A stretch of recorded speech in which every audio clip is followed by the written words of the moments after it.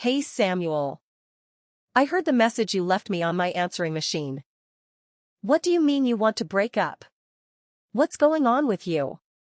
It doesn't matter what's going on. I'm just telling you we're breaking up. It's final. Who cares about the reasons? I care, of course. We just got engaged. You just went to meet my parents. Then suddenly you want to break up? Of course I need to know what's going on. It's because of that. Huh? If you really want to know that bad, I'll tell you. It's specifically because we went to your parents' house. Being there made me realize I had to break up with you. I don't understand. Why did meeting my parents make you want to break off our engagement? Your parents are hicks. Duh. What? You told me you grew up in the middle of nowhere. But I never thought it was that remote. You don't even have neighbors. Freaking 8 hours total just to get there. I don't want to drive 7 hours after a plane ride every time we visit. It's ridiculous. Wait, what? So this is about distance? It's not just that. The people there all speak with that Midwest accent. I can barely understand them. That's not English. It's perfectly fine English, Samuel. Anyway, it's just way too backwoods for me. I've spent my whole life in the city, I just can't handle it. I'd have to visit yokel country every year if we got married. No way I'm putting myself through that. Samuel, I don't think that's fair. My parents and brothers were all welcoming to you. And they even said we don't have to come visit every year because it's so far. Shut up. Hick country. I'm out. There's no way. You're just not good enough for me, you know. Huh? Come on. Look at where I live. It's called Millionaire's Row for Pete's sake. We're from different classes. We shouldn't be together. Got it, hayseed? How ignorant can you be, Samuel? You think you're sophisticated because you live in a city? Not think. I know it. I was born and raised here. New York, New York. I'm a city boy through and through. Unlike you. So forget about the engagement. Marry someone more your level. Maybe a cousin? That's fine. After listening to all that, I don't really want to marry you anyway. The engagement is off. Don't ever contact me again, okay? Why would I want to talk to a hillbilly? You look so cool kicking butt at the office, and you hide your accent. But when you got to Minnesota you were all nasally and don't you know. Ugh, it was so gross. I should have taken a video and shown it to people around the office. Ugh, you know what the worst part of dating a coworker is? Having to keep putting up with immature stupid exes. All right.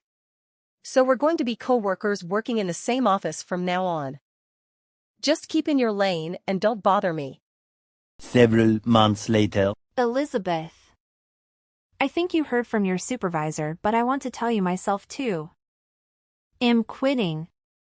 I'm getting married. I'm leaving at the end of this month. Thank you for everything. I just heard. Congratulations. I didn't even know you were dating someone. Actually, he wants to keep it a secret.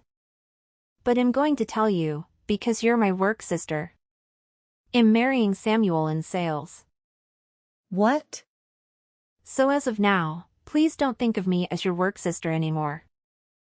Think of me as the woman Samuel chose over you. I really want to thank you, Elizabeth.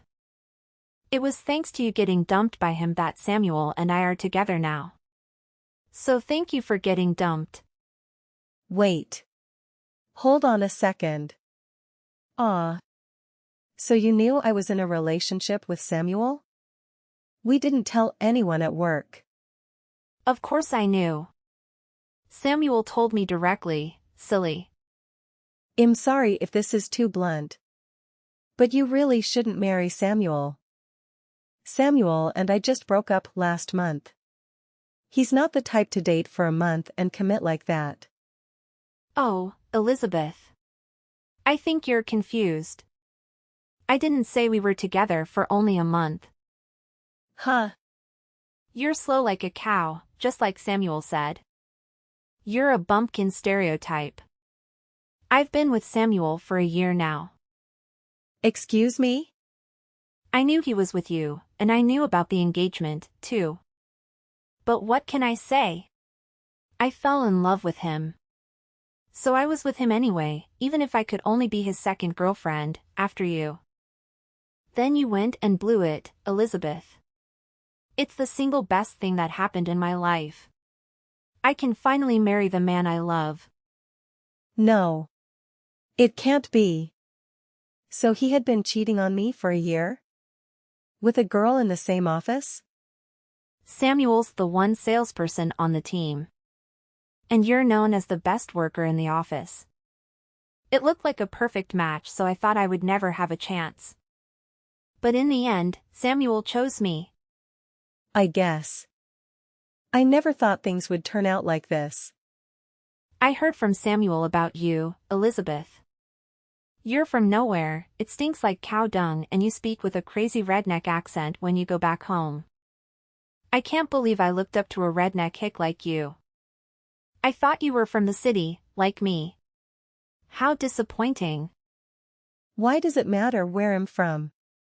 Of course it's important where you're from. A country bumpkin is never going to be sophisticated. You know, you can't buy class or taste. Those are things that you're born with. So, you think it's classy, stealing a colleague's fiancé? You're a sophisticated city girl? Totally. Born in New York, raised in New York over here. I grew up in Tribeca. Do you even know what that means about my background? It's a rich neighborhood, right? Very rich. Everybody there is someone. Growing up in surroundings like that, of course I grew up with sophistication and class. Maybe you were born in a ditch in Tribeca. That would suit your personality. Huh? You're from a backwards hick town and you're going to make fun of me? You think someone from a farm can talk to me like that? I bet you rode a horse to school. You think being from the countryside is inferior? You're the backwards one. That's why you're not a good match for Samuel. A country redneck isn't fit to be the wife of a sophisticated city boy like Samuel. So it would be great if you just get out of the city where you so clearly don't belong and leave us to our glamorous lives now, please. You're the one on your way out, you elitist snob. What? Oh oops. Talking to a lowlife is affecting my language. I really shouldn't be talking to ditch babies too much. What? Well then, you'll have to let you go. Congratulations on lowlife marriage. I don't think either of you have much of a glamorous city future, but good luck with everything. The next day. Elizabeth. Emergency. Help. Samuel is being relocated by the company to Minnesota. Oh. Congratulations. I guess you'll be going with him when you quit and get married. I hope you both enjoy Minnesota. There's no way I'm going to enjoy living in the boonies. That might be true. It's going to start snowing soon. The winters there are pretty tough. Take care of yourself, okay? No. You said something about me being on my way out yesterday. Did you know about this? I wouldn't say I knew. I had an inkling, I suppose. What do you mean an inkling? How did you know about the relocation? Why would they do this? Samuel has the best stats in the sales department. Why is he getting sent to the boonies? It doesn't make any sense. You two are the ones that don't make sense. Huh? Judging people and saying they're classy or inferior based on where they were born or grew up. I can't believe there are people that think like that. But it's true. We're from the city that never sleeps. It's the business center of the world. You know that a lot of people that live in New York come from outside of the city. More than half of the employees in our company are from out of state. So what? You can take the bumpkin out of the country, but you can't take the country out of the bumpkin. They're just low-class workers that had to come to the city to find work. Right. Can you say that to the company president's face? He's from Minnesota. What? Yup, he's from Minnesota. You didn't know that? The vice president is from Kansas. And I think the senior managing director is from Nebraska. Nobody's from New York? Not in upper management. So I want to ask you. What's a classy, sophisticated city girl doing working at such an inferior, backwards company? All the managers are country bumpkins that came to the city looking for work. Oh, and you might not know since you're from here, but our company has several groups that have get-togethers based on where they're from. Like the Minnesota Mixer and Kansas Club. What? I've never heard of that. We just had a Minnesota Mixer the other day, actually. The president himself dropped in. Did you tattle to the president on me? I didn't have to tell him. He already knew. What? News travels fast in the countryside, Savannah. Had heard I'd taken Samuel to meet my family through the grapevine. Apparently he has a friend that lives near my parents' house. What the hell? That's so random. Yeah, I know. That's the thing about country folk though, we're all randomly connected. The president was so happy for us he paid for everyone in celebration of the engagement. Then Samuel broke off the engagement like he did. I felt really bad about the whole thing, so I had to apologize to everyone and tell them the wedding's off. Everyone? Including the president? Of course. He's really proud of his humble country upbringing, so he was quite upset. So I had a feeling he might do something like this. Sending us to Minnesota just for that. Just suck it up for a while and you'll be able to come right back. Think of it as a personal growth trip. We can't come right back, that's the problem. It's the longest relocation ordered in the history of the company. 5 years. He told us not to come back for 5 years, Elizabeth. What? How will we survive? We're both born and raised in the city. We can't live in some illiterate backwoods hick town in Minnesota. You'll be fine, Savannah. Grab a Juicy Lucy and some cheese curds and the time will just fly by, don't you know? Good luck to both of you. No. What kind of wedding gift is this? My life is ruined. Several days later. Please, Elizabeth. Come with me on my relocation. As my wife, of course. Huh? You're the only one for me. Marry me, Elizabeth. What's wrong with you? You have a sophisticated, classy, lovely city girl from Tribeca, don't you? Savannah left me. She said she doesn't want to move to the middle of nowhere, so she abandoned me. Oh.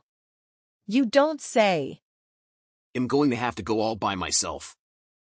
I've never shoveled snow, and I don't understand their accents. You're the only one that can save me, Elizabeth. You're the only one that can get me through this. That's not my problem. You're the one that got ordered to relocate by the president, not me. But Elizabeth, I just had my first Zoom meeting with the Minnesota office. And they know all about what happened between us. If I show up there without you, I'm screwed. LOL, you're kidding. I was talking to one of the guys at the Minnesota office. Apparently your grandpa's a huge landowner there. They know I went there to meet your parents after the engagement. So they keep congratulating me on our marriage. Word gets around fast. I know it's going to be a pain, but please let everyone know what happened and reassure them that I've got nothing to do with you anymore. How am I supposed to do that? They'll eat me for lunch. They're all nice to me thinking I'm marrying into a respected millionaire's family. Even the branch office manager is brown-nosing me. Oh yeah, I think the branch manager knows my grandfather. There's no way I can tell all of them what happened. So please, marry me. I need to make this happen for real or I'm in serious trouble. Like I said, it's not my problem. Please stop trying to involve me in this. We broke up, remember? Don't be so cold, Elizabeth. You want to be with me, I know it. Stop acting tough and come back to me. I'll marry you for real this time. Ugh. Please, marry me. I can't show up at that office without you as my wife. I can't. I'm already married actually. Give me a break. As soon as I told my mother that our engagement was off. And she immediately set me up with the son of her friend. He lives here in the city as well. What? So, you married the guy? Already? Yeah. He doesn't belittle my family. He understands the pros and cons of both city and country life. And he's so fun to hang out with. Oh, and he thinks my accent is cute. Okay, I get it. I'll never make fun of people from rural areas. I won't laugh at your accent anymore. So please, don't abandon me. You're the one that dumped me. Don't act like the victim here. Elizabeth. So you're going to let me rot in Minnesota all by myself for 5 years? 5 years away from the city. That's longer than the Olympics. Who told you you'll be back at headquarters after 5 years? What do you mean?